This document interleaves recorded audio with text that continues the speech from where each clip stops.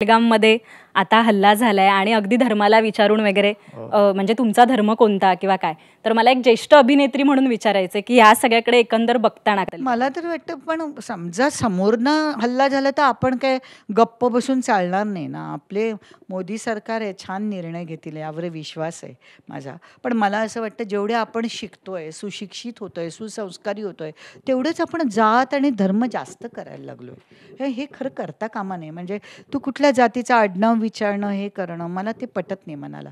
कारण मला वाटतं आमच्या इंडस्ट्रीत कधीच आम्ही आडनावं नाही विचारत. आम्ही नावांवर हाका मारतो. मग कोणी सलीम असेल, कोणी अजून कोणी असेल, काही असेल. आणि मुळात म्हणजे ज्या पहलगाम मधल्या हल्ल्यांना जे वाचवणारे पण ते तिकडचे स्थानिक मुस्लिमच होते. स्थानिक मुस्लिमच होते. त्यामुळे सगळीच माणसं अशी नसतात. म्हणजे मुस्लिम आहे म्हणून काही सगळी अशी नसतात ना.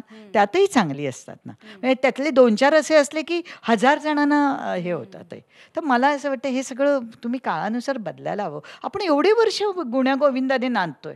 हिंदू मुस्लिम काय कुठलाही जात धर्म असू दे, आपण कधी असं केलं नाही. आणि आत्ता हे जास्त व्हायला लागलंय. मला असं वाटतं कशा करताय माहिती नाही. पण असं सोशल मीडियामुळे काय असं नाही सांगू शकत. पण लोकांची मतं आता माझी जात माझा धर्म असं खूप होत चाललंय. प्रत्येक जण विषय ते सार्वजनिक आणि म्हणजे शक्ती प्रदर्शन प्रत्येक जण करायला लागले. हा करतोय का, मग आम्ही आमचं आता करतो. ही कॉम्पिटिशन वाढत चालली आहे. ते खरंच बंद व्हायला हवं.